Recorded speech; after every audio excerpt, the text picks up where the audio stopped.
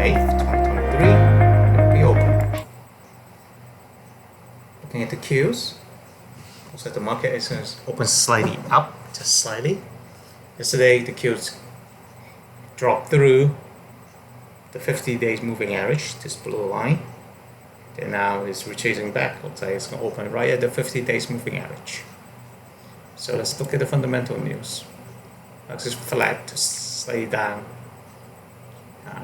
Yeah, just right now. There's a settlement of Kroger. Shrinking fat loss near 1 billion in lowers.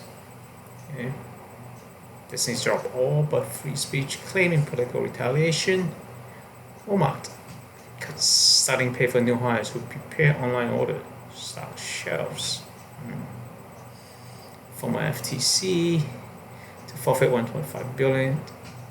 Guilty FTX. Yeah. When China is turning into a liability for American companies. Yeah. UK rip Elon Musk for disrupting sneak attack on Russian fleet by cutting off Starlink service. Okay. Yeah. Hurricane Lee barrels to open Atlantic waters as the season's first Category 5 storm.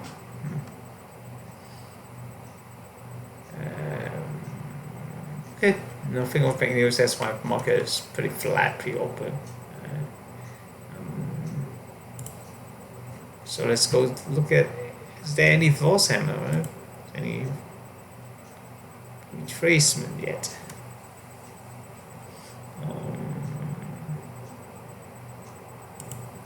WM. Pushing 200 days moving average.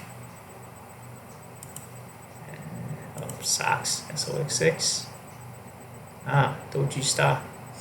False hammer. So what I need is a move higher than here. Is there any other technical levels? Not really right now. We could extend this long-term trend and see where everything kind of falls in between. Let me grab this. Yeah. This. Oh, not good. And do a move. Do a move. Okay. Let me try to grab him. There's too much stuff here, so.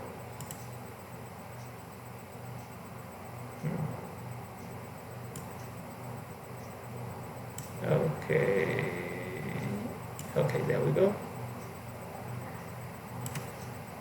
A long-term trend.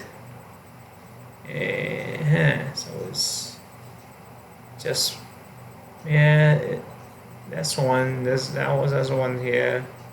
That was a short, quick trade. Probably if we go to 4 hours on this. Let's see, 4 hours. Broken here, broke here.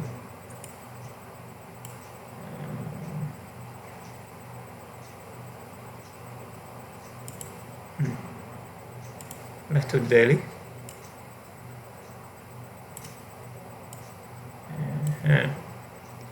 Yeah, you still have this momentum. It's kind of like this downtrend. Because the MCAP is telling me it's still depressed. That's why it's still actually depressed. Pretty iffy, yeah. That. So we'll come back and look what the market want to do. Instead of getting a little bit choppy, actually. Okay. Dollar's going higher. It's a good time to travel. Strong dollar. Yeah. So you get more for your foreign exchange into foreign currencies. USO, okay. Skip. Oh, take a quick look at Bitcoin. Let's see What is it? Yeah, it's just sitting out. Now it's below 200 days moving average. Yeah. The yield curve shows already 20 years. Okay. Uh-huh.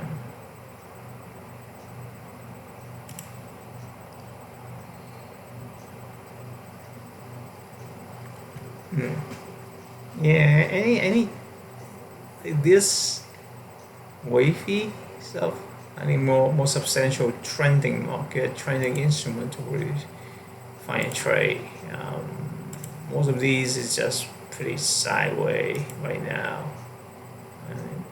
So you have your ABC and then 1, 2, 3. Okay, so it's 10 chart ABC and then 1, 2, 3. And so let's talk about what the yeah, there we go. Well, it's a 5-wave move, but it's 1, 2, 3, 4, 5, and then the ABC. After a substantial trend, right, which is kind of like 3 tops, if you can identify that, and then you will see a retracement. The retracement, the correction phase is the ABC phase. So you have 1 wave, and then 3, 4, and 5. Right? 5 is last peak, and then you go into a corrective wave. So the market, a lot of instruments, is actually going through this right now. It's going through the ABC, the corrective phase. That's what I'm seeing.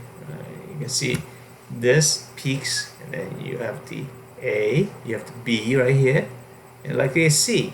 This is indecision to the start, so this might come off as C, and then a new trend or a reversal established or sideways, who knows? But that is a very prominent, typical trend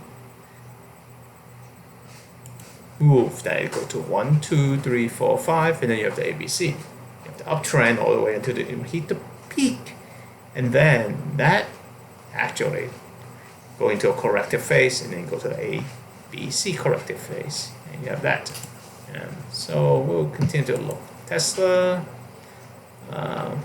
So a good trend. You can see that very clear. That's a very clean channel. Wow, less clean one. You have less prominent of the ABC or even the 1, 2, 3, 4, 5 faces on that. So most of the time we're looking for number 2, number 4, where we re-entry or initiate the trade on the trend. First, the trend is established, makes a pullback, and you find a turnaround point where the buyers come back in, and you ride all the way to the next phase. And then you get off somewhere around the peak, and wait for the next move, and then you ride the second wave. Sometimes you have multiple waves, depends on the time frame too. And then eventually you get this. So this, if this comes in early, right? Because we buy the retracement, and then we hopefully go back again. Then this is why you need to set the stop loss below the previous low, and that will be the stop loss.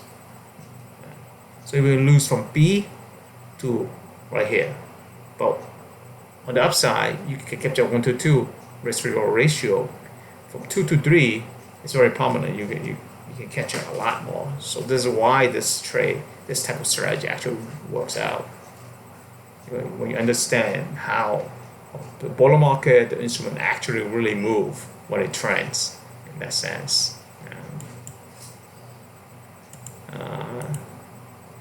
Let's save this image so that let that go. Yeah. Anyhow, let's continue. Netflix.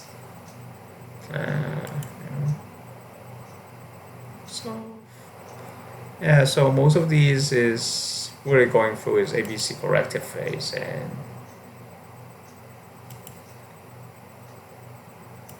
so it's much less. You still have trend like TSM, right? Intel. Intel is breaking new high. If it breaks out, which is this right here is a breakout.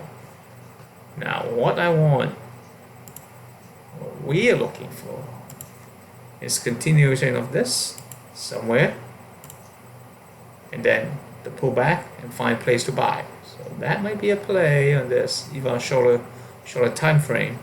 Right? So this we can definitely, let's look at the 4 hours. So we break through. We can use the 4 hours to trade this. It's riding nicely on the 200-day moving average.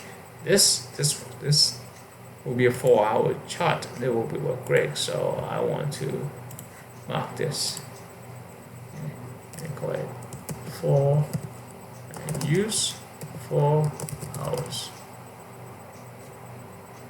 And let's use yellow.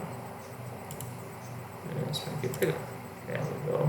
And so now I know I want to use the 4 hours. Now look at this guy. Okay, so that's a breakout. So we'll wait for that. I have a trade.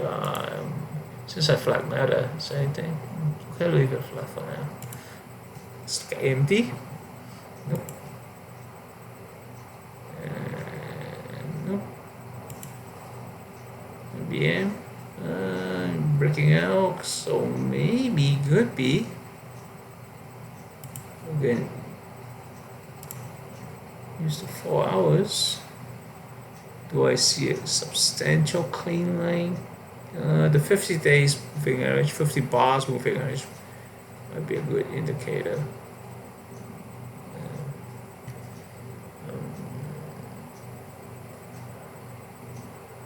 Okay, yeah, Cisco.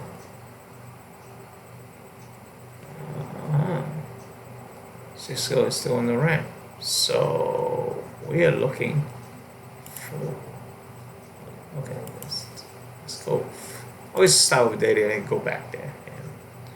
So, what the other ones? After Intel, we were on the 4 hours. So now I go back to the daily, so I have to look at it again. TSM, look at this, but it's coming off. It's not on an uptrend, and yeah. IBM broke. So I wanted to trace. So okay, 1, 2, 3, 4. 1, 2, 3, 4, 5. Yeah. You might have continued another rave. That's what I'm marking. So this guy is bullish. It's pretty bullish. Micron, and nothing on Micron. Okay. Cisco, yeah. Oh, Cisco broke out, so Cisco might have.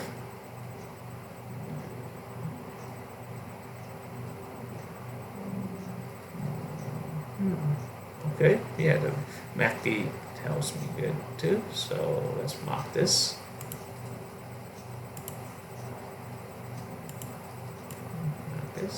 Try to find a bullish for now. Yeah.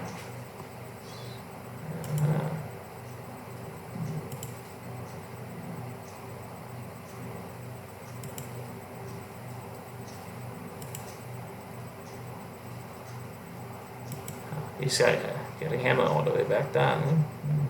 So yeah. XP.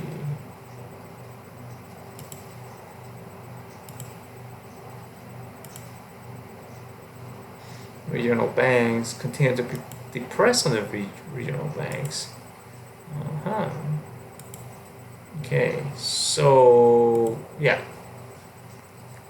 here's the list down here is much less in play. Of course, we look at the trade that we have NEO. Wow, looks like we get right down through. That's not. So I might end up having to. So that trade, this trade. Now at this level, so I'm losing 70 cents on each stock.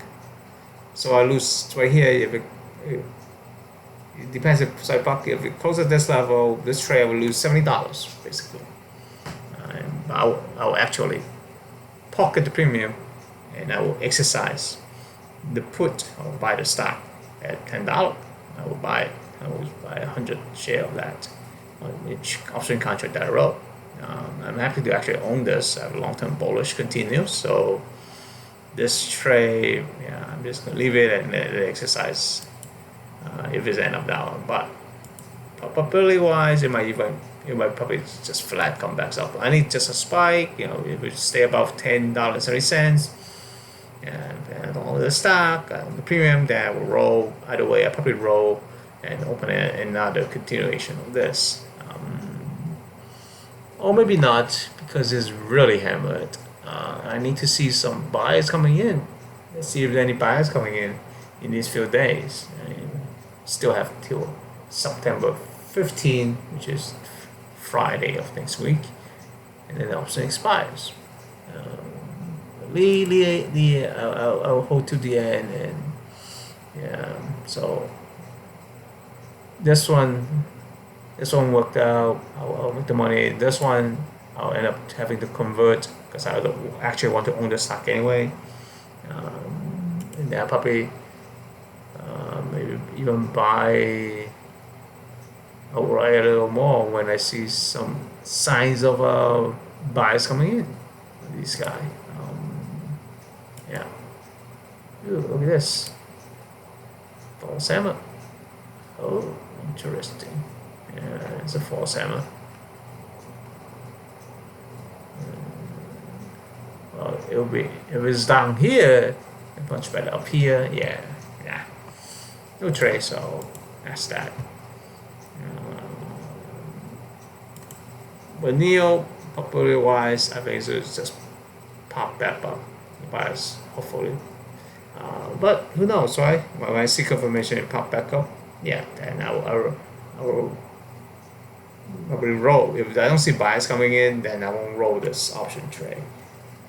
Rolling means just as they expire, I'm going to reopen and extend the trade and then write another 12 or 20 and below delta to capture or recover the losses. So that's how it can work when you have bullish or you have opinion or projection, right, on the instrument, then you may extend the duration, the time frame of your trade, regardless was a loss or win. In that sense, yeah.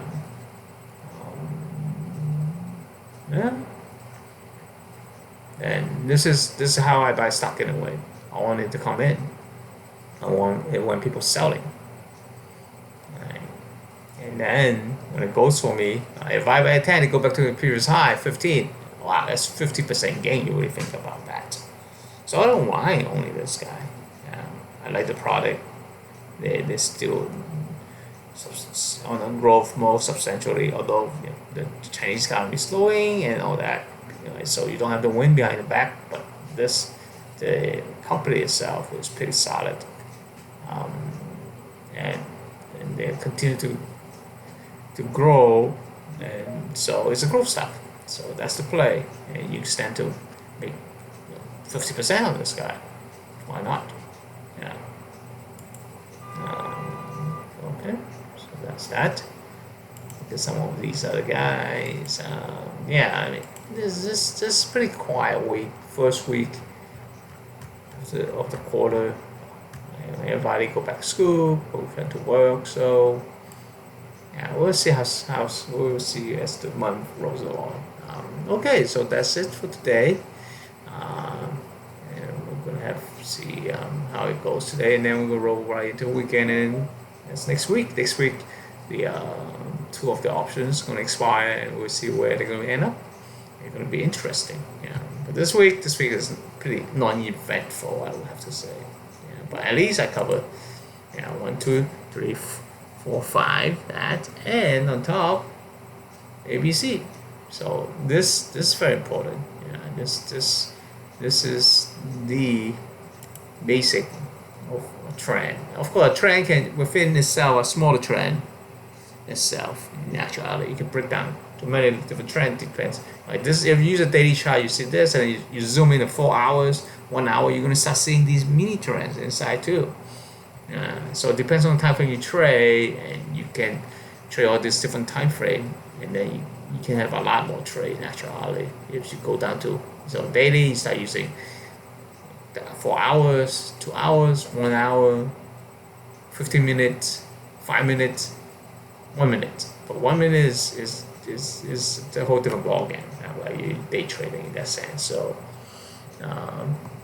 it's a lot more active, a lot more involved. So it depends on how you really, how much time you have. Do you want to just trade end of the day, which is daily, which is much more relaxing as right now, but you wait for things and you take much longer for a trade to develop, and much longer for it to give you a win or loss, or you want to make much quicker time frame that go to 4 hours. There will be a lot more trades. Me personally, I trade daily and then 4 hours. Nowadays, I rarely trade even the hourly, except the 4 hours, unless there's a really good trade in front of me. It's more relaxing, and I can be more laid back and give it more time. The theory, the concept, and principle are actually the same. They apply across all different time frames anyway. Okay, that's it for today. So thank you everybody for watching. I see everybody next time.